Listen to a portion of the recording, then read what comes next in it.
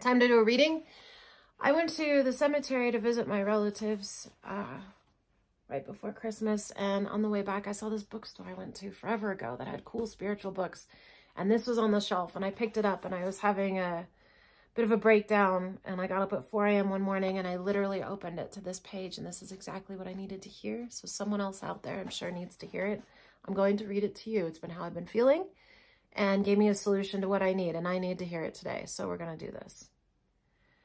Here's the foreword I'm going to read because it's almost funny considering me and what I've been doing. So it says, I've compressed this essay into a few pages. Had it been possible, I would have reduced it to as many lines. It is not intended to be an instructional treatise, but a practical recipe for getting out of trouble. And if you watched my previous video, I'll just add, I have a lot going on personally. I don't want to call it trouble, but a certain amount. My husband had a car accident. He's been having a lot of PTSD and issues with that. He's suddenly got to change jobs. He commutes to work. That's not going to work. I'm changing jobs. There's just a lot of unknowns, and there's a lot of stress and fear, but also potential, right? So study and research, and I know my own thinking isn't solving things. Let me say this. I tend to obsess about problems because I was always taught the more you think about it, the better it's going to get, or you're going to figure something out, or you're going to get clarity. And I have learned. I mean, I've been studying Abraham for years, but this last months, I've really been focusing on it, doing this channel with you. And I have come to a place where I realize me thinking about things that aren't going well is not helpful. And this will continue to explain why. But I didn't know what to do with my mind, because if work isn't going well, I constantly obsess about how I can fix it, or who I need to contact about it, or how I could address it, right? It's only making it worse because I'm focusing on the problem. If I'm worried about money, I'm just focusing about how can I make more money? We're running out of money. Like, it's not good the way I focus on things. Abraham would say, I'm trying to wrestle it to the ground and kill it. So I needed something to do with my mind. And that's sort of this bottoming out I had that morning. What do I do with my mind when I'm worried about things? And I opened up to this. So this is what this is about, specifically what to do with your mind. Study and research are well in their own time and place, but no amount of either will get you out of a concrete difficulty.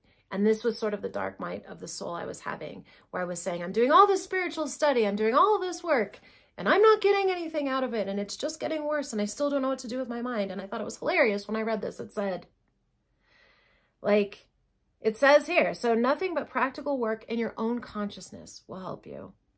The mistake made by many people when things go wrong is to skim through book after book without getting anywhere. I thought that was hilarious, like written for me. That's what I've been doing, reading, studying, research, but it's not happening, the change yet. Why? Because I'm not doing it in my own consciousness. Read the Golden Key several times, do exactly what it says, and if you are persistent enough, you will overcome any difficulty. So here we go. Scientific prayer will enable you sooner or later to get yourself or anyone else out of any difficulty on the face of the earth. It's a bold statement. It is the golden key to harmony and happiness. To those who have no acquaintance with the mightiest power in existence, this may appear to be a rash claim, but it needs only a fair trial to prove that without a shadow of a doubt, it is a just one. You need take no one's word for it, and you should not. Simply try it for yourself and see. God is omnipotent, and man in his image and likeness. God is omnipotent, and man in his image and likeness has dominion over all things. This is the inspired teaching, and it is intended to be taken literally at its face value. We have dominion over all things. But isn't that frustrating? Like, I have dominion over all things. Why are things not going the way I want them to? But I guess that frustration and pressure is going to create the change. So man means every man. And so the ability to draw on this power is not the special prerogative of the mystic or the saint, as it is so often supposed, or even of the highly trained practitioner. Whoever you are, wherever you may be, the golden key to harmony is in your hand now. This is because in scientific prayer, it is God who works and not you. And so your particular limitations or weaknesses are of no account in the process. You are only the channel through which the divine action takes place. And your treatment will really be just the getting of yourself out of the way. And I feel it. I need to get myself out of the way. Okay, so you are the channel through which the divine action takes place, and your treatment will really just be getting yourself out of the way. What is it really saying? My mind out of the way, because my mind's the creative mechanism, and I'm the one directing it, and it's getting in the way. I can feel it. Beginners often get startling results at the first time of trying, for all that is absolutely essential is to have an open mind and sufficient faith to try the experiment. Apart from that, you may hold any views on religion or none. It's pretty cool, isn't it? As for the actual method of working, like all fundamental things, it is simplicity itself. All that you have to do is this: stop thinking about the difficulty, whatever it is, and think about God instead. So simple. It should be so easy to do. I still struggle with it, by the way. But it's about, undoing a thinking habit. So it's a new habit of thought, right? This is the complete rule. Okay, so stop thinking about the difficulty, whatever it is, and think about God instead. That's it. That's all we have to do. This is the complete rule. And if you only will do this, the trouble, whatever it is, will presently disappear. It makes no difference what kind of trouble it is. It may be a big thing or a little thing. It may concern health, finance, or a lawsuit, a quarrel, an accident, or anything else conceivable. But whatever it is, just stop thinking about it and think of God instead. That is all you have to do. The thing could not be simpler, could it? Seriously. And yet it never fails to work when given a fair trial. Do not try to form a picture of God, which is, of course, impossible. Work by rehearsing anything or everything that you know about God. God is wisdom, truth, inconceivable love.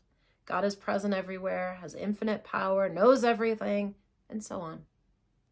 It matters not how well you may think you understand these things. Go over them repeatedly. But you must stop thinking of the trouble, whatever it is. The rule is to think about God, and if you are thinking about your difficulty, you are not thinking about God. To be continually glancing over your shoulder, as it were, in order to see how matters are progressing is fatal. So that's referencing really the story, I think it's Lot's wife in the Bible with Sodom and Gomorrah, which is, of course, an allegory, but she turns over her shoulder and turns into a salt pillar. And so that's what this is talking about, right? If you look back, which I also do. Okay, so in order to see, if you look back over your shoulder, as it were, in order to see how matters are progressing, it's fatal, because that is the thinking of the trouble. That is thinking of the trouble, and you must think of God. It's also not having faith, right? And of nothing else. Your object is to drive the thought of the difficulty right out of your consciousness. For a few moments at least, substituting for it the thought of God. This is the crux of the whole thing. It's scientific prayer. If you can become so absorbed in this consideration of the spiritual world that you really forget for a while all about the trouble concerning which you began to pray, you will presently find that you are safely and comfortably out of your difficulty, that your demonstration is made. In order to golden key a troublesome person or a difficult situation, think, now I'm going to golden key John or Mary or that threatened danger. Then proceed to drive all thought of Mary or John or the danger right out of your mind, replacing it with the thought of God. By working in this way about a person, you are not seeking to influence his conduct in any way, except that you prevent him from injuring or annoying you, and you do him nothing but good. Thereafter, he is certain to be in some degree a better, wiser, and more spiritual person just because you've golden keyed him. So we're serving others when we do this too. How cool is that? A pending lawsuit or other difficulty would probably fade out harmlessly without coming to a crisis, justice being done to all parties concerned. If you find you can do this very quickly, you may repeat the operation several times a day with intervals in between. Be sure, however, each time you've done it, that you drop all thought of the matter until the next time. This is important. And the hardest part for me. It just pops back into my mind. We have said that the golden key is simple, and so it is, but of course it's not always easy to turn. If you're very frightened or worried, it may be difficult at first to get your thoughts away from material things. And I am very frightened and worried, so it is difficult. So I get to cut myself some slack, but I'm committed because I know it's the truth. But by constantly repeating some statement of absolute truth that appeals to you, such as there's no power but God. That's a nice one. There's no power but God.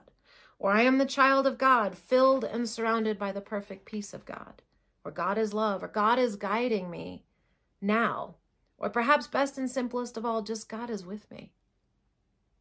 You will soon find that the treatment has begun to take and that your mind is clearing. Do not struggle violently. Be quiet but insistent. Each time that you find your attention wandering, just switch it straight back to God. Do not try to think out in advance what the solution of your difficulty will probably turn out to be. This is technically called outlining. I do that all the time. How is it going to work out? Let me try to figure it out. This is how I'm going to figure it out. This is technically called outlining and will only delay the demonstration. So you don't get to think about the future either. And I'm one of those people like, let's make goals, let's make a plan, let's figure it out. Like that makes me feel safe. And it's hilarious that that's actually working against me. It doesn't make me safe. It actually is trying to solve the problem for God. Leave the question of ways and means strictly to God. You want to get out of your difficulty, that is sufficient. You do your half, and God will never fail to do his. Whosoever shall call upon the name of the Lord shall be saved. This is trusting the divinity within. This is how I'm going to move from sort of through purgatory, right? That's where I am. I said that in the other video. It's like you're moving from what you knew to a new way of living, and there's this in-between, and it just feels really uncomfortable. And I get to hand it all over to divinity. And like I said, you don't even have to be a religion. You don't even have to know much other than you're just handing it over to what you consider God or call God. And so that was really meaningful for me, that reading. I really need that right now. That's something I'm practicing. And it's time for me to get control of my own mind and where I'm thinking and realize that the way I think about things isn't helping me. And I really am about living a different kind of life. But it doesn't just happen overnight. You can't just shift it overnight. And that was the whole point of this channel, is capturing the journey even when it's not pretty. And it's not pretty at the moment. It doesn't feel really good. But I do feel like I am on the brink of something here, on a big change in my life. And not just the details and circumstances that look like we're on the brink of a big change, but a way of being and living that's very different. And we're going on our honeymoon cruise with Abraham in March, so I'm very excited to get that shift of energy too. So anyway, I just wanted to share that with you as probably one of the last readings of 2023, and I look forward to picking it up with you in 2024 in a new way. I love you. Thank you for being here. Thank you for being on this journey with me, and hang in there. It's going to get better.